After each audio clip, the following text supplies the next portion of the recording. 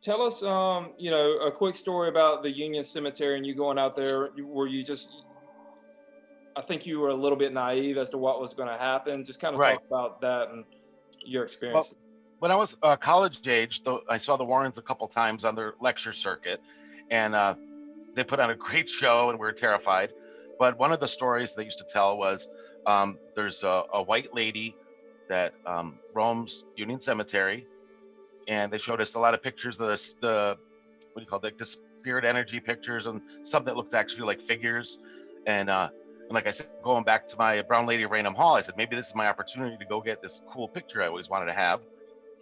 So I eventually learned where this place was, and when I went there the first night, I really believed in my head that that she walks around and you could just take her picture. That's what I thought. I said, you just have to catch a glimpse of her. So I remember it was like winter, and it was cold, and I had the old-fashioned camera with film in it, and I waited like over an hour, and there was no ghost, no white lady. I was disappointed, and I said, let me just take my roll of film to prove that I was here as a souvenir, and then I probably never went back again. But when I got my pictures developed, I got some curious things on the film. Um, Not saying there were ghosts, but there weren't orbs, but there was some kind of that energy stuff that people see.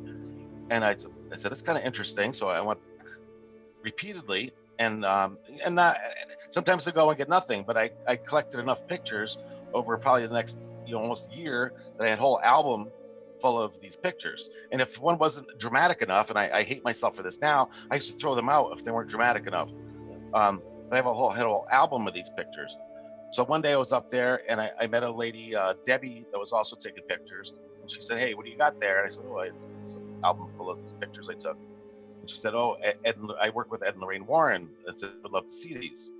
So she says, "We have meetings on Mondays." And she goes, "Maybe you could bring them and show them to them."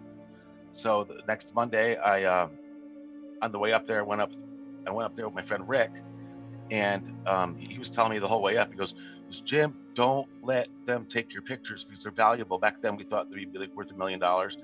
And he goes, "Don't let her take your pictures." I go, "No, they're mine."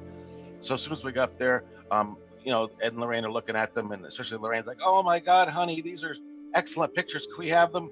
"Yeah, here, take them." And I gave them all my pictures, and they still use some of them in their show when they they did use them in their shows. And then I became part of their team, and that was like 1990, 91, somewhere in there. And I became like, we all had titles. Like I was telling you before, I don't like the title thing, but I was titled the psychic photographer of the group. And I used to that was my job when we went to a location. I would go through the place taking pictures, mostly inside and outside, and Just like a still pictures, videographer. not video. Still and video, yeah. I was back then. It was funny because we all didn't have the equipment they have now. So I had a camcorder, so I was one of the only people that had one. So I became like a videographer and photographer. Talk about the Warrens and who they were, what kind of people they were, and do you, I think people always respect you more after you pass away, unfortunately. Do you think how were they perceived by, others throughout, not just Connecticut, but, around the United States and the world? Well, that's funny. I got a funny story about that. When I was involved with them, they weren't who they are now. They were a big name in the area, but I only knew them from the college kids all knew who they were, and they would sell out everywhere they went. But they weren't looked at like they are now, because I remember when we go to investigate a house or something, we get back 2, 3, 4 o'clock in the morning, and there was a diner that we'd go to. It was like a custom, like after the case, we'd go to this diner, and the locals knew who they were, so they'd all look at us, be whispering behind their backs, like saying, "Look at these weirdos." And like it's funny because now they'd be asking for their autographs. I guess where they're buried now, they did a majority of their exorcisms in that church.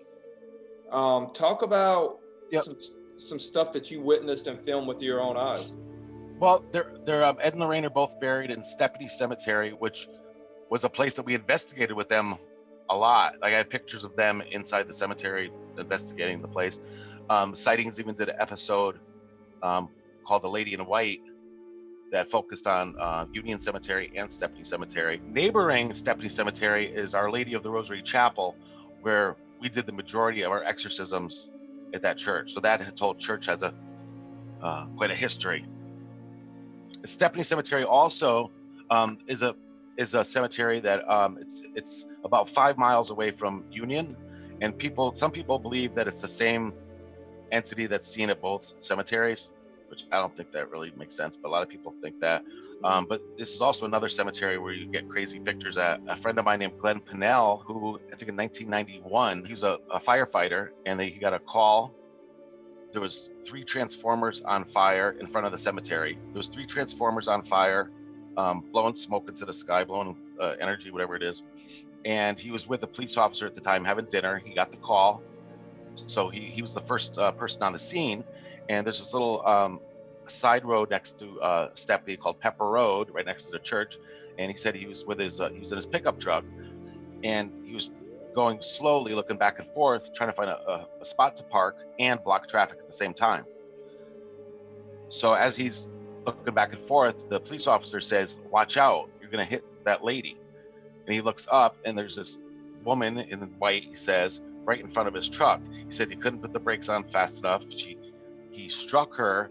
She went over the hood into the windshield and then fell back to the ground. He immediately got out of the truck, and he said there was no body, there's no blood, there's no clothing, nothing. And he said thousands of dollars worth of damage to his front of his big pickup truck. And then even somebody in back of them said, "You just hit that woman." So he and the police officer felt like it was a physical woman that went over the hood and into his thing, and no one was there. Yeah, she was solid enough that he hit her and did damage to his truck. And I remember he said he called local hospitals, he called local police departments saying, "Is there a Jane Doe at a hospital?" Or he says, "I don't know." He felt this was a person. Some people believe that the energy spewing from the transformers that were on fire was enough energy to help her manifest into a solid. Go back to Ed's story, The Lady in White. I don't know the whole story, but from everything I've learned, he had heard about it. And you know, I know now at Union Cemetery, you cannot park there once it gets dark. The police will run you off because there's been a lot of vandalism. But apparently, didn't he, for 5 nights in a row with a VHS recorder, like you said, did he park out there, and was he just, what is the true story on that you know, at the best of your knowledge? There's been sightings, documented sightings since 1950s at this particular cemetery. And like I said, Ed and Lorraine are only 10 minutes away, so they used to spend a lot of time there. But one, I think it was in the late 80s, early 90s, Ed said, I'm going to camp out there until I get a picture of this lady. So he went out there. Back in those days, you were allowed to. Every cemetery is closed from dusk till dawn, but they didn't really bother you if you're not bothering anybody. So he parked his van in the middle of the cemetery, get his tripod set up, and he'd camp out all night waiting to see something. He went there for 7 nights in a row. On the 7th night, he said everything got quiet, like, the little normal natural sound you hear, the crickets and birds, whatever. Everything got eerily quiet. So he's kind of on, he's on alert, and he saw something out of the corner of his eye, like this, white misty thing. So he got out of the van, took out his camera, and he got a few seconds of some looks like a white lady walking through the gravestones. Did you ever have any conversations with him about that, and what did he say about it after he captured that? That's pretty amazing. Yeah, I just remember that's basically what he told. But I remember there's also these weird black shapes that are, if you're picturing a woman in white walking around, there's this little black shapes that are kind of like look like they're almost jumping from the ground to the lady. And he said they look like poodles. And he thought it was some kind of spirit trying to keep her away. Wow. Or from the street. That was his theory.